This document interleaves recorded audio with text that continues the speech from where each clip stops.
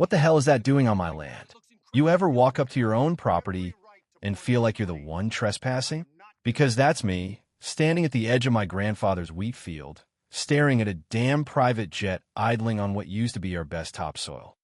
I mean, you leave for a couple months, come back, and boom, they've paved your life over with asphalt and runway lights. So yeah, I've been gone. 3 months in Houston, stuck in the fluorescent hell of cancer wards, watching my old man, the toughest guy I've ever known, fade away one beep at a time. And while I'm counting morphine doses, the Willowbrook HOA, led by Queen Vivian Ashworth Sterling herself, decides my 80-year-old family farm is the perfect place for a community improvement project. Translation? Let's build our own airport and let the peasants watch. She actually waves at me, standing there in some shiny dress, like she's just come home from a night at the opera. Welcome back, darling. Hope you don't mind. We finished the project while you were handling family things. Mind? You can't make this stuff up. My grandfather's wheat, replaced with tarmac. And she smirks, says, "Was your land?" Like she's already picked out curtains for my kitchen. Check your mailbox. Legal papers are all there. But here's what Vivian doesn't know. I'm about to play her game better than she ever dreamed. And I don't play for fun. 3 months ago, I had everything. 200 acres of honest ground, handed down from a man who worked it with his own 2 hands, who bled for every inch. I had a government job that actually mattered too. FAA Regional Director for the Southwest, if you want titles. Monday through Friday, I'm in a Dallas office, moving airplanes around the sky like chess pieces from Texas to New Mexico. But weekends? That's for home. That's for boots on dirt, coffee on the porch, smelling that sweet vanilla corn before the sun burns the dew off. See, this land fed 3 generations. Dad built it bigger in the 70s, selling to every diner and restaurant from here to the city, and everyone in Willowbrook loved it. Back then, the neighborhood was still growing, slow, respectful. They liked having a real farm next door. They bragged about it, used our red barns in their real estate brochures, dragged out-of-towners to our harvest festivals, begged to buy real sweet corn for their dinner parties. Hell, some even borrowed my tractor when their toy mowers choked up on 5-acre lawns. But time changes people. Leadership shifts. Enter Vivian, real estate royalty, born with a golden spoon and no dirt under her nails. She looks at farmland and sees potential. Not food, not family, just a blank canvas for her next luxury, whatever. Last spring, she floated her big idea. Marcus, that eastern field would make a gorgeous recreation area. I just shook my head. It makes gorgeous food, Vivian. She smiled, that thin, cold smile that never touches her eyes, and said, "Progress demands sacrifice, darling." Then Dad got sick. Stage 4. I didn't have a choice. I left. 3 months of hospital chairs, vending machine dinners, the kind of despair you smell in your clothes for weeks. While I was away, they made their move. 2 weeks after I left, Vivian calls an emergency HOA session. Suddenly my irrigation system is a flood risk. Paperwork, lots of it with all the right stamps. Emergency powers, they say.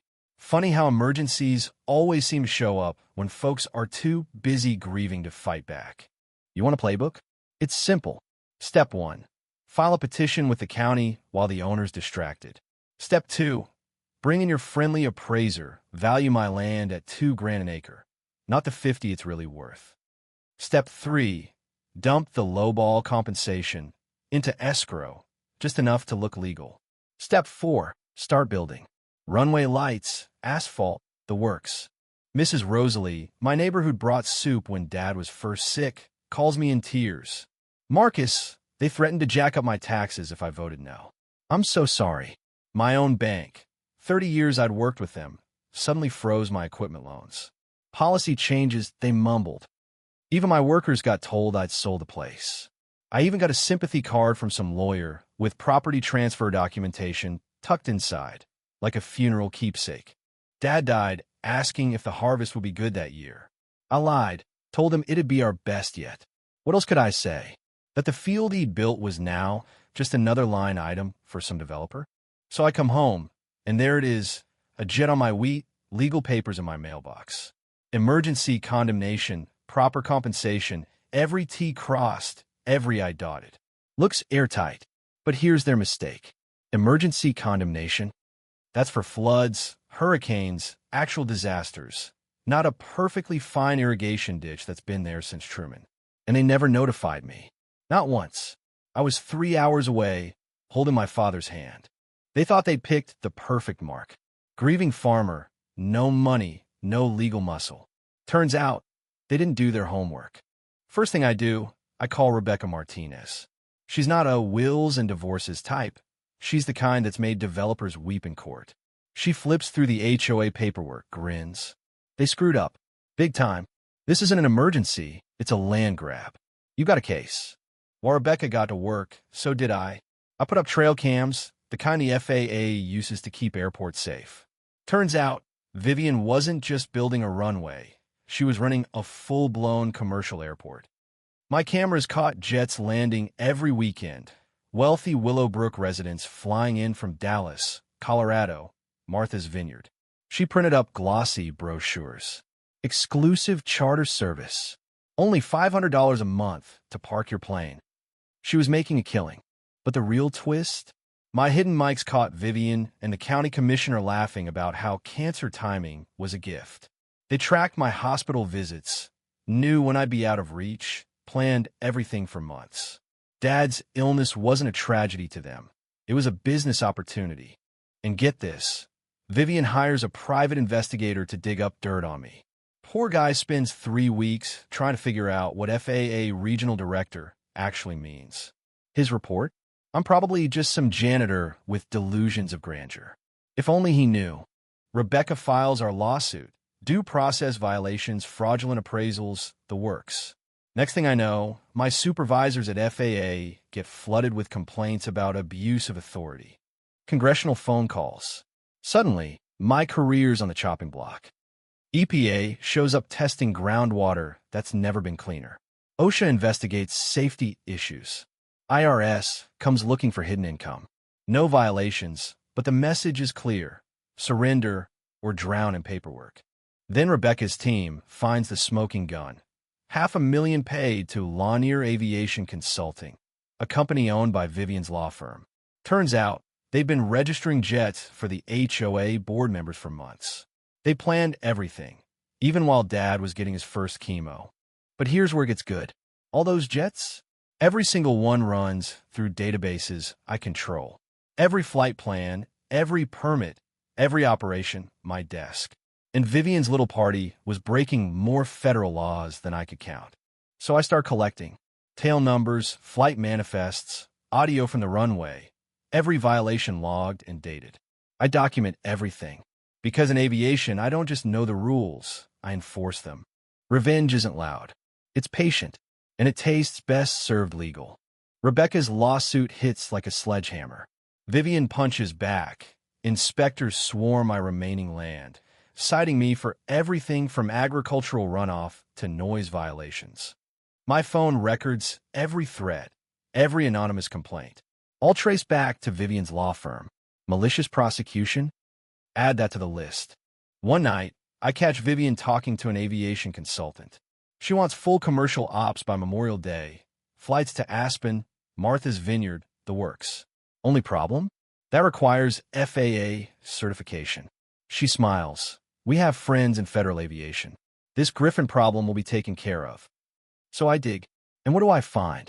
Deputy Administrator Harold Blackwood, 3 levels above me, pocketing consulting fees from sterling companies. The corruption is layered like a rotten onion. Every day, more jets land. Bigger, louder, more illegal. I document it all. Then, the jackpot. Vivian on the phone with Blackwood, planning my transfer to Alaska. 2 hours later, I get an efficiency review from DC. They're trying to terminate me before I can blow the whistle. But now I got enough evidence to bury half the state. Political payoffs, abuse of power, retaliation, all recorded. I call the FBI. You want political corruption, aviation violations, conspiracy? I've got everything. Agent Sarah Rosalie, financial crimes. She's in before I finish the sentence. Next day, we meet at the truck stop diner. She flips through the files, her coffee forgotten. You might crack something much bigger, Griffin. That's when Vivian sends the tax man. They reclassify my land at commercial rates. Suddenly, I owe $47,000 in property tax. 30 days to pay, or else. Classic move. Can't steal outright. Tax me until I break. But Sarah's already got federal investigators ready to look into county tax shenanigans. Vivian escalates to the press. Rogue federal employee terrorizes community, they scream. They pay me as a nutcase. But then, oh, the best gift of all, my cameras catch Vivian talking about permanent resolution. $200,000 cash to make sure my problem goes away after my termination. Conspiracy to commit murder recorded. I back everything up just in case. The next morning, Mrs. Rosalie shows up, hands trembling. Marcus, I'm so sorry. They threatened my grandson's security clearance if I helped you. She slides me a flip phone. I recorded it all. That's when it hits me. Vivian's been so busy targeting me. She's ignored everyone else she's bulldozed. So I make the call. Sarah, I've got federal bribery, witness intimidation, RICO charges, all on tape. Let's get the arrest warrants. That night, I can't sleep. So I start going through the HOA's financials. 3 boxes worth. Turns out, they're dead broke. The airport wasn't about luxury. It was a desperate Hail Mary to stave off bankruptcy and federal fraud. Vivian's family charged the HOA triple for improvements, then loaned them money at 18% interest. And all the airlines using my stolen land? Shell companies. Money laundering, organized crime. They picked the wrong farmer. Because as FAA regional director, I don't just see the permits. I control them. Every flight, every dollar, every lie. All recorded, all illegal. The plan comes together. Labor Day, Willowbrook's big aviation celebration. All their investors, politicians, donors in one place. I'll let them dig their own grave, then pull the trigger when everyone's watching. I set up a surveillance net that would make the CIA jealous. Cameras, mics, transponder receivers. I'm catching not just every illegal flight, but every dirty conversation, every handshake, every bribe. By July, they're running full charter services, even international flights without customs. I document every violation. They build a terminal, fuel tanks, break every environmental law in Texas. Vivian's on the phone again. We need FAA certification expedited, $2 million usual accounts. And Harold, our Griffin problem needs to disappear. Good luck with that. By August, it's a criminal circus. FBI, DA, EPA, IRS, everyone's coordinated, just waiting for my signal. Mrs. Rosalie brings me pie and neighborhood gossip. Vivian's telling everyone I'm unstable, but she's the one walking into a federal trap. Labor Day dawns bright and blue. Vivian's celebration is a parade of arrogance. Jets lining up on my stolen field, politicians grinning for cameras, Blackwood himself shaking hands like he owns the place. Then it's time. I step onto the runway. Crowd parts like I'm radioactive. Vivian goes pale. Ladies and gentlemen, I say, voice steady, I'm Griffin DeLoqua. And every moment of this celebration has been recorded as evidence in the largest federal crime operation in Texas aviation history. That's the cue. FBI helicopters drop from the sky. Agents swarm in, handcuffs gleaming, reporters screaming. County commissioners tackled in the dirt. Blackwood face down on the tarmac. Vivian shrieking as she's led away, promising she'll have the last word. She won't. Not today. 6 months later, my wheat is growing again. The court restored my land, labeled it permanently protected. Vivian's empire is gravel, her family fortune seized and split among the farmers they try to ruin. My share built the Heritage Farm Protection Foundation. 67 families, and counting, we've helped since. The best part? My field is alive again. Kids running through the stalks, neighbors trading stories over coffee, the air sweet with earth instead of jet fumes. Willowbrook dissolved the HOA, set up agricultural covenants. Property values actually went up. We turned Vivian's celebration into an annual festival for real farmers. Even my nephew's coming home to run the next generation. Let me tell you, the most satisfying sound in the world isn't the snap of handcuffs or even the cheers when the feds roll in. It's the wind in the wheat, the earth coming back to life, and the knowledge that what we fought for mattered for every family feeding this country. You know what sticks with me? It's not the arrests. It's not watching Vivian scream as she's hauled away. It's knowing I could have just taken my farm back and called it a day. But I didn't. I used what they stole, all that dirty money, to help others fight back. That's the lesson.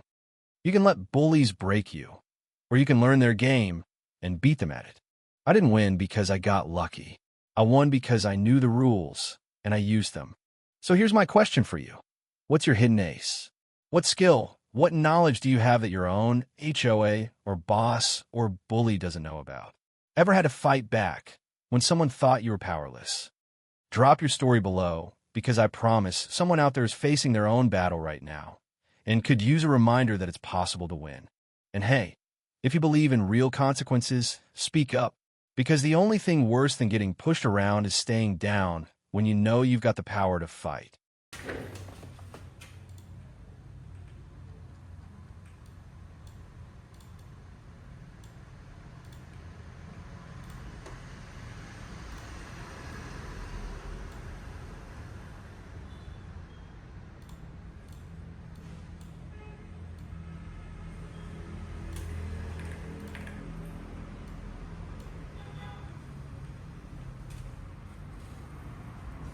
Cảm ơn tất cả các bạn đã xem video.